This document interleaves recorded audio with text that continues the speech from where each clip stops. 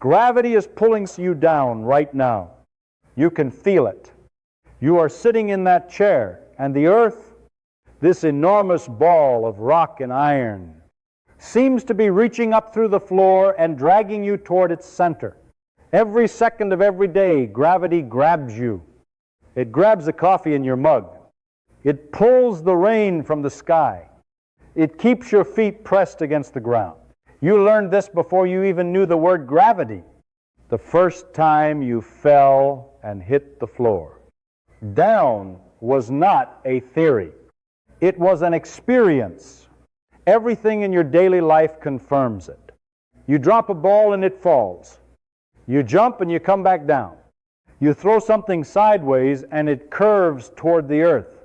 The story feels complete.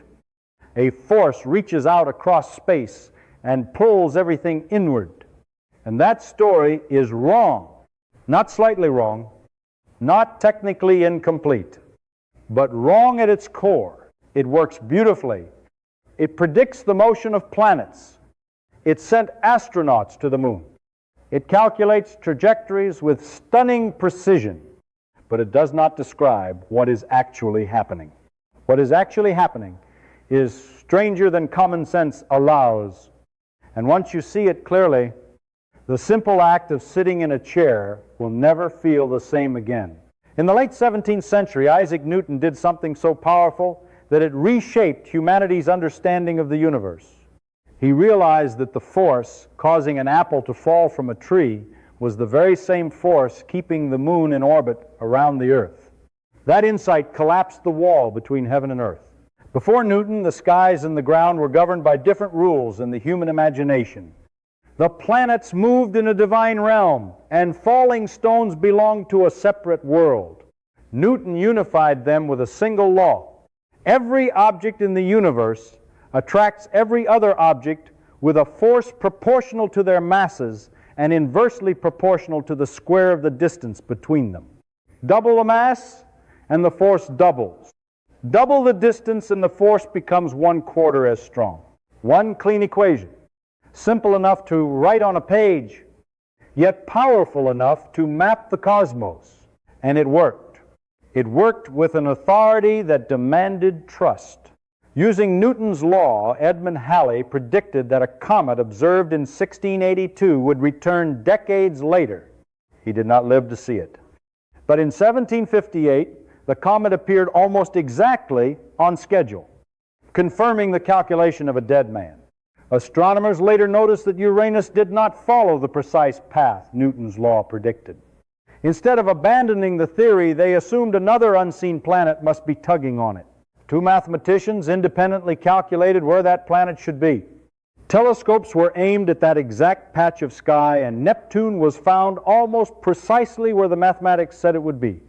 A planet discovered not by looking first, but by trusting an equation. That kind of success builds conviction. It convinces generations that they are holding truth itself. Newton's gravity explained the tides as the pull of the moon on Earth's oceans, stronger on the near side and weaker on the far side, creating two bulges of water that sweep around the globe. It explained why Earth is not a perfect sphere but slightly flattened at the poles and wider at the equator, because rotation flings matter outward while gravity pulls inward, and the planet settles into a balance between the two. It explained the arcs of cannonballs, the paths of projectiles, the motion of satellites, and the stability of planetary orbits.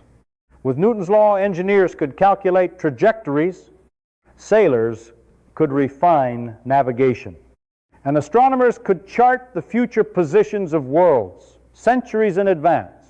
Gravity became a universal pulling force, invisible yet measurable, reaching across empty space and binding the universe together.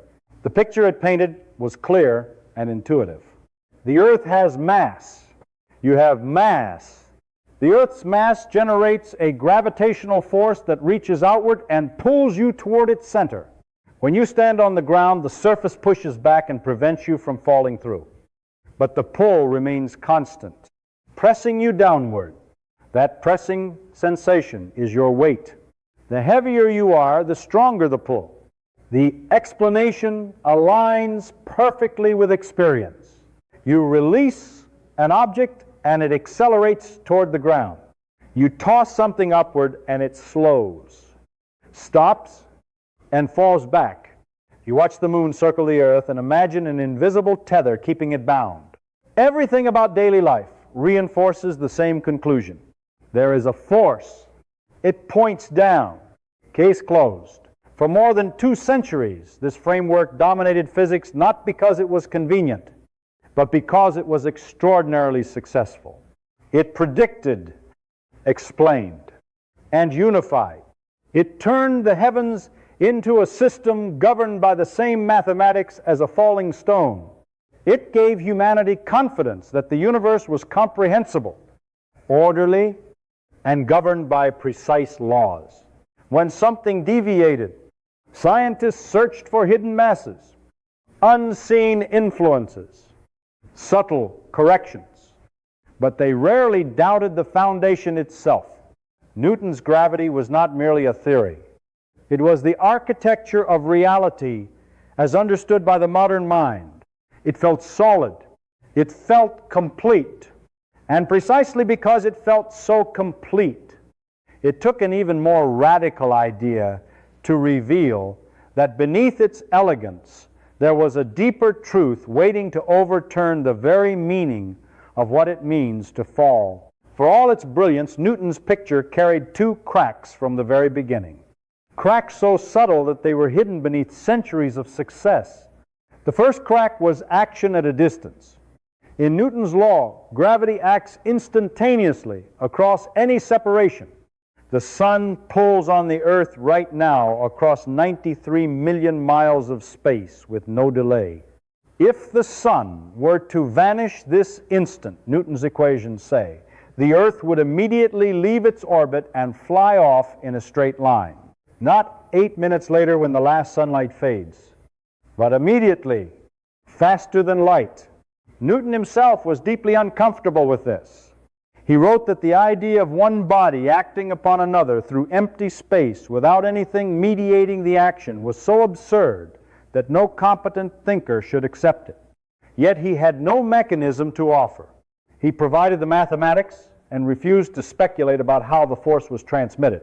For more than 200 years, physics tolerated this silent mystery because the numbers worked. Planets moved as predicted. Tides rose and fell on schedule. Cannons and comets obeyed the same equation. The success was so overwhelming that the absence of a mechanism was quietly ignored. But the crack never disappeared.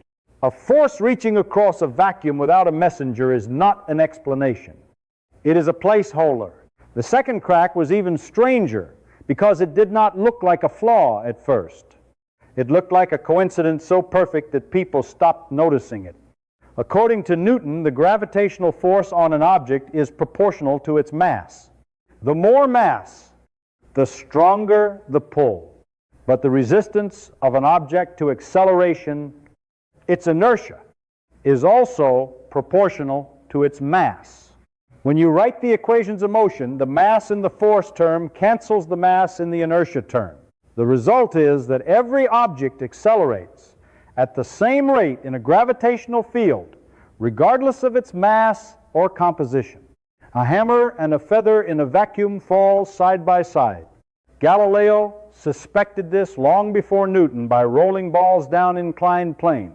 Centuries later, astronauts on the moon dropped a hammer and a feather and watched them strike the lunar surface together.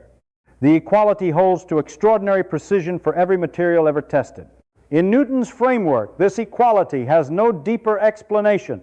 Gravitational mass, which determines how strongly gravity pulls, just happens to be numerically equal to inertial mass, which determines how hard it is to accelerate something. They are conceptually different quantities, yet they are always equal, not approximately equal, not statistically close, but equal to astonishing accuracy. For any other force, this would not occur. If you double the electric charge on a particle, you double the electric force on it. But you do not double its inertia. Electric acceleration depends on charge to mass ratio. Gravity alone produces acceleration independent of composition. That is not how forces normally behave. It is as if nature is whispering that gravity is not truly a force in the same category as electricity or magnetism. These two cracks point in the same direction. Action at a distance suggests something incomplete about the mechanism. The equality of gravitational and inertial mass suggests something incomplete about the nature of the interaction itself. Together they undermine the simplicity of the picture. If gravity were a standard force, one should be able to describe how it propagates and why it couples identically to every form of matter. Newton's equations give no such explanation. They provide predictive power, but not conceptual closure. For centuries, physics moved forward with this elegant but unfinished framework, unaware that these cracks were not minor imperfections, but clues that gravity might not be a pulling force at all, but something far more radical hiding beneath the surface of common sense. Now imagine a simple experiment. You are inside a sealed box with no windows, no view of the outside world, completely cut off from any reference point. You are standing on the floor and you feel your normal weight pressing your feet downward. You drop a ball and it falls to the floor. Everything behaves exactly as it does on the surface of the earth. The question is simple. Are you on earth? The obvious answer is yes. But there is another possibility. You could be far out in deep space, nowhere near any planet or star, inside a rocket that is accelerating upward at 8 meters per second squared. The engine beneath you is firing continuously, pushing the floor upward into your feet. When you release the ball, it does not fall because something pulls it down. It simply floats in space while the floor rushes up to meet it. From inside the box, the two situations are indistinguishable. No experiment you perform inside that sealed room can tell you whether you are standing in a gravitational field or being accelerated through empty space. Every measurement gives the same result. This is not a trick of perception. It is a precise physical statement. If gravity were a conventional force like electricity, you could detect it locally. In an electric field, a charged particle drifts in a measurable way. You can shield electric forces with conductive materials. You can distinguish between being pushed and being pulled, but gravity refuses to cooperate. Inside the sealed box, gravity and acceleration behave as identical twins.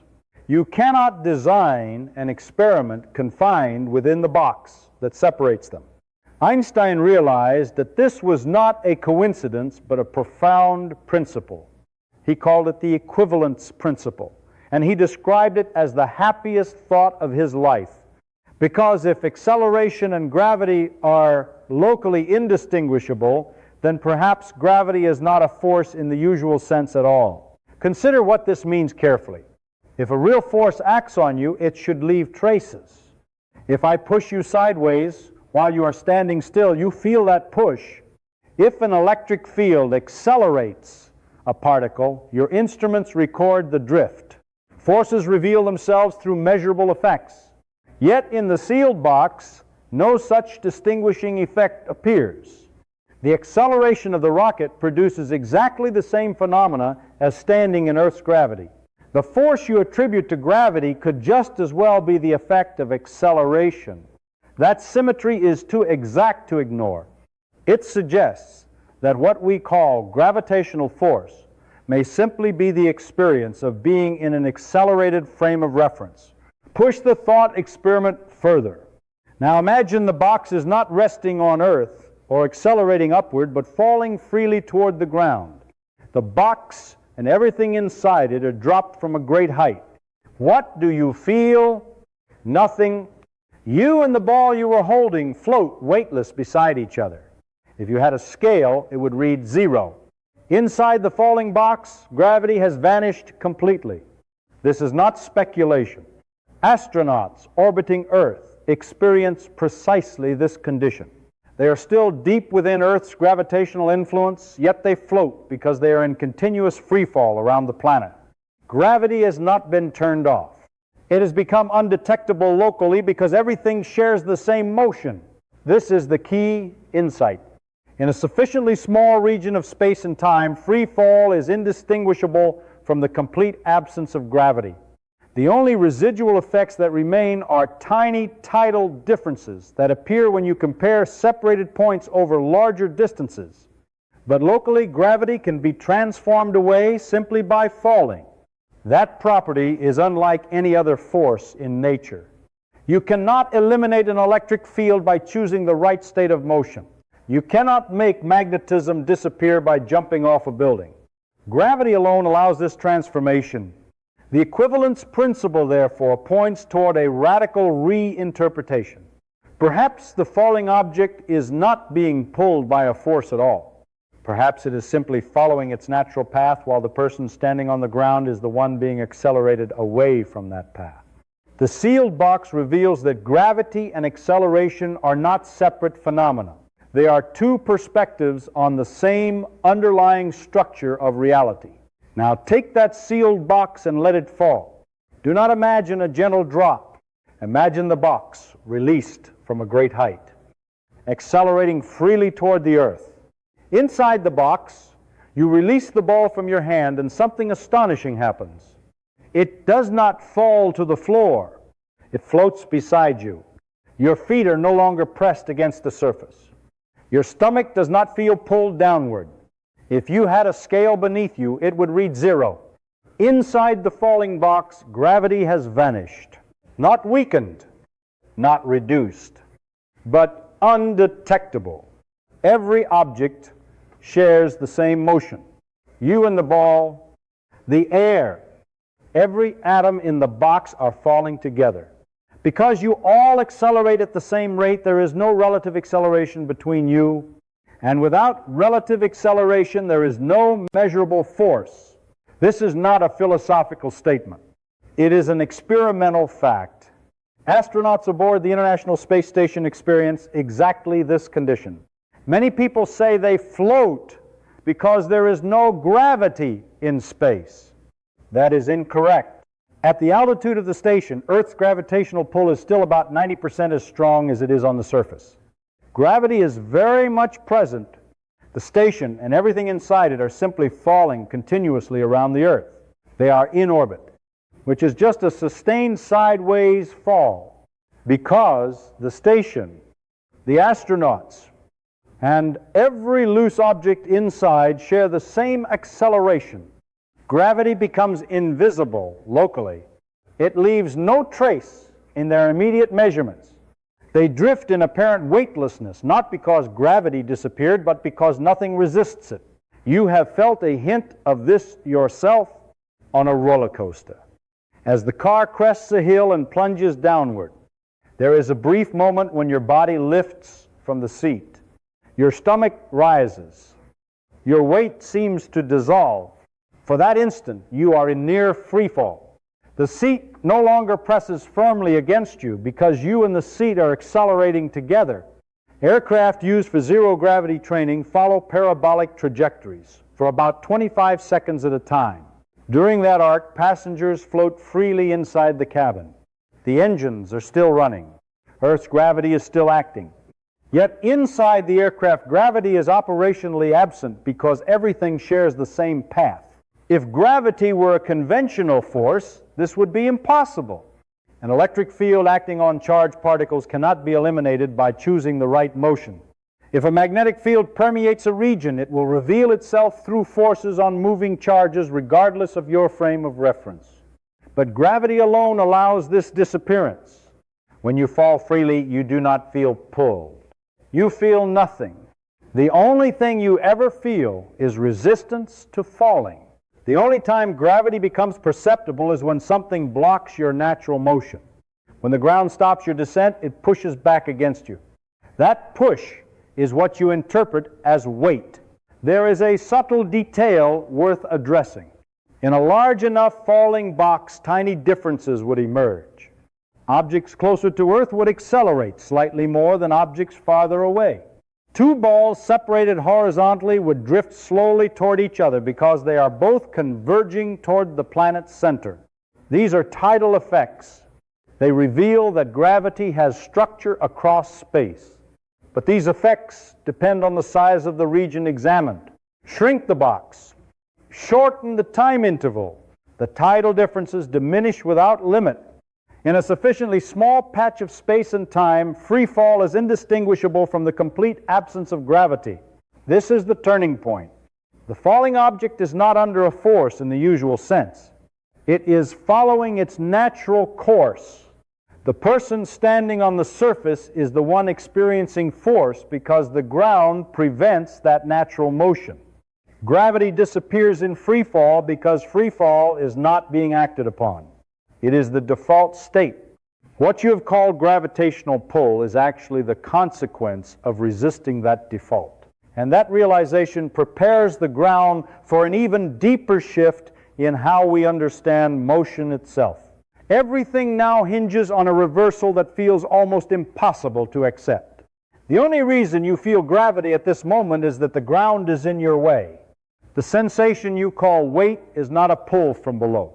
It is a push from beneath your feet, the atoms in the floor, bound together by electromagnetic forces. Resist being compressed. When your body tries to follow its natural motion, the ground prevents it. That resistance produces an upward acceleration. That upward acceleration is what you interpret as weight. If the floor were removed, you would not feel a downward force. You would feel nothing at all. Free fall is the state of zero force. Standing still on the surface is the state of acceleration. This is the conceptual inversion. In Newton's picture, you are at rest and gravity pulls you downward. In the deeper picture, the falling apple is the one at rest in a fundamental sense. It is following the straightest possible path available to it. The person standing on the earth is the one being forced away from that path. The chair beneath you is pushing upward. The electromagnetic interactions between your body and the surface are continuously accelerating you. You do not notice this acceleration because it is constant, but it is there every second. Remove the surface and the acceleration disappears instantly. That alone tells you which situation involves force. To understand what the natural path means, we must abandon the idea that straight lines are defined only in space. In everyday geometry, the shortest path between 2 points on a flat surface is a straight line. On a curved surface, that intuition fails. Imagine two travelers starting at the equator of the Earth, both walking due north along what feels like perfectly straight paths. They never turn left or right. Yet as they proceed, they draw closer together until they eventually meet at the North Pole. No force pulled them together. They simply followed the straightest paths available on a curved surface. Their convergence is a property of geometry, not a tug. Now extend that idea beyond the surface of a sphere to the fabric of the universe itself. Space and time are not separate stages. They form a unified structure called spacetime. Massive objects like Earth alter that structure. They curve it. When an object moves through space-time, it follows the straightest possible path within that curved geometry. Physicists call this path a geodesic. In flat space-time, a geodesic appears as uniform motion. In curved space-time, that same straight path can look curved when projected into space alone. What you perceive as a falling trajectory is actually a straight line traced through a warped geometry. The apple dropping from a tree is not being dragged downward by a force. It is following a geodesic in curved space-time. Its motion is as natural as a stone rolling along a shaped track. Meanwhile, you sitting in your chair are prevented from following your geodesic. The ground exerts electromagnetic forces that continually redirect you.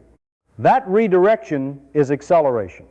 Acceleration is what forces feel like. The direction you call down is simply the direction in which the surface must push to keep you from following your natural course.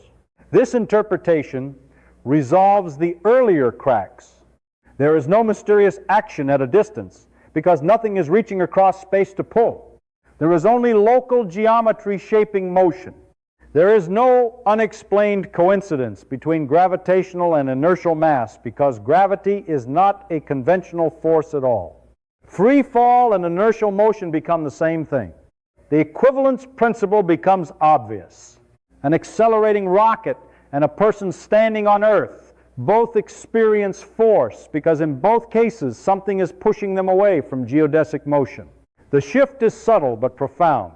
Falling is freedom. Standing still is constraint. The weight you have felt your entire life is evidence not of a downward pull but of an upward push. You are not being dragged toward the center of the earth. You are being held away from the path you would otherwise take. And that path is determined not by a force field but by the shape of space-time itself. Once you accept that falling is the natural state and that weight is the result of being pushed away from that state, the remaining step is to understand what shapes the path itself. The answer is curvature. Mass and energy do not reach out and pull. They alter the geometry of space-time. Think again of the Earth's surface. A straight line drawn on a globe is not what it appears to be on a flat map. Airplanes flying from New York to London follow what looks like a curved arc on a map. Yet they are traveling along the straightest possible route on the curved surface of the planet. The curve you see is not the result of a sideways force. It is the consequence of geometry. In the same way, objects near Earth trace curved paths through space because space-time itself is curved. In this framework, gravity is no longer a force field but a statement about shape. Space-time tells matter how to move. Matter tells space-time how to curve. That compact description captures the heart of general relativity. When a massive body like the Sun exists, it modifies the geometry around it. Planets moving nearby follow geodesics within that curved geometry. Their orbits are a constant inward tug, but the natural straightest paths allowed by the warped structure. If the Sun were suddenly removed, the curvature would change, and that change would propagate outward at the speed of light. There is no instantaneous influence. The geometry updates locally, and motion responds accordingly. This picture is elegant, but elegance alone is not enough. It must confront observation. The first major test involved the orbit of Mercury. Astronomers had long known that Mercury's elliptical path slowly rotates around the Sun. Most of that precession could be explained by the gravitational influence of other planets using Newton's law. Yet a small discrepancy of 43 arcseconds per century remained. It was tiny, almost imperceptible, but persistent. Einstein calculated the curvature of space-time near the Sun using his field equations and found that the additional precession emerged naturally from the geometry. No extra planet was needed. No adjustment was inserted. The number matched exactly. That was the first confirmation that the curved picture described something real. The second test concerned light itself. If space-time is curved, then light, which also follows geodesics, must bend when it passes near a massive object. During a solar eclipse in 1919, astronomers measured the apparent positions of stars whose light skimmed the edge of the Sun. Their positions shifted precisely as predicted by general relativity, twice the amount expected from a simple Newtonian treatment. The bending of light was not metaphorical. It was measurable. Space itself was guiding the trajectory of photons. The third confirmation involved time. In a curved space-time, clocks do not tick uniformly everywhere. Near a massive body, time runs slightly slower than it does farther away. This is not a mechanical flaw in the clock. It is a difference in the rate at which time itself flows. Experiments have confirmed this effect with extraordinary precision. Clocks placed at different heights in a gravitational field accumulate measurable differences. Modern satellite navigation systems must account for this time dilation, or their positional accuracy would degrade rapidly. The curvature of space-time affects both space and time, and the effect is practical, not abstract. These observations do more than support a theory.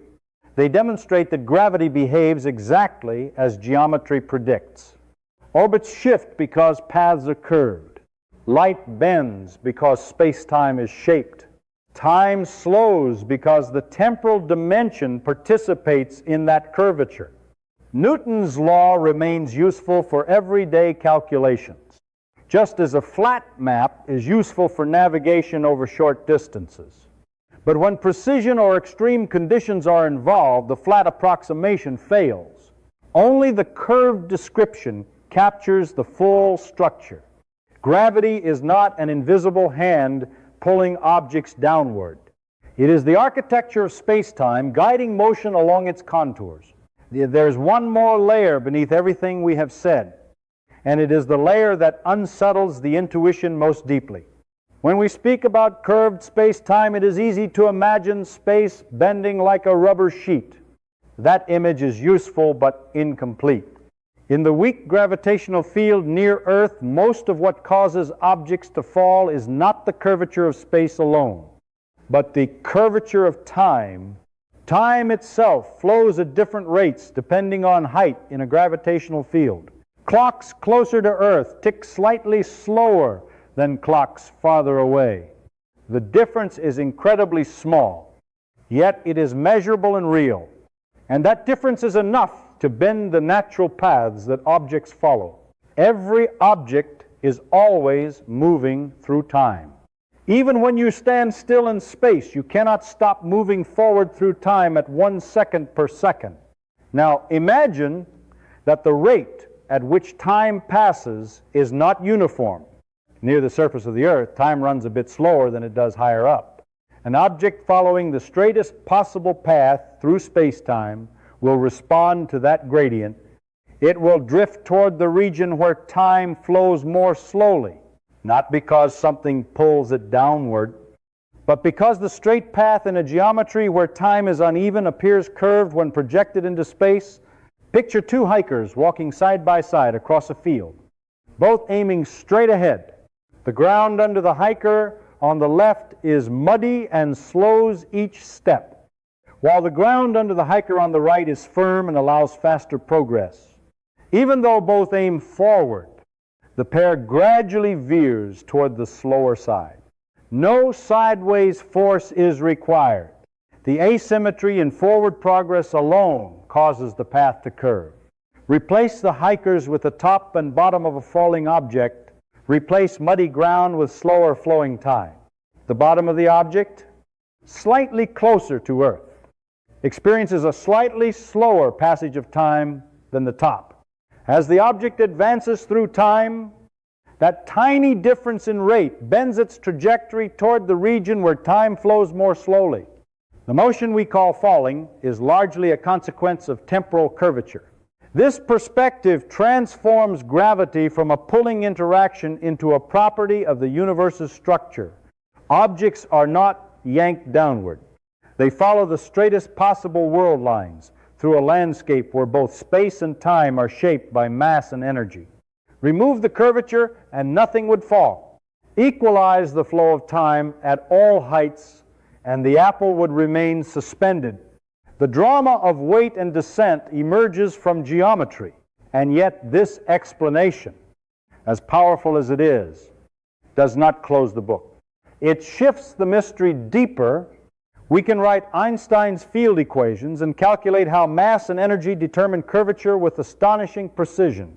We can predict the motion of planets, the bending of light, the ticking of clocks, even the ripples of gravitational waves produced by colliding black holes. We can measure those waves as they stretch and compress space-time itself, confirming that gravity is not a force acting within space, but a dynamic property of space and time. But why should mass curve space-time at all? Why should the presence of energy alter geometry? The equations describe the relationship flawlessly. yet they do not reveal the underlying mechanism. In this sense, physics has not eliminated mystery. It has refined it. Newton left us puzzled about how a force could act across empty space. Einstein removed that puzzle and replaced it with a deeper one about why geometry responds to matter. Progress does not end questions. It relocates them to more fundamental levels. The familiar sensation of weight becomes evidence of curvature. The falling apple becomes a lesson in the structure of reality, and beneath that structure remains an open question, inviting the next leap of understanding. Gravity is not pulling you down. It is the shape of space-time guiding you along the only straight path available. What remains is to understand why that shape exists at all.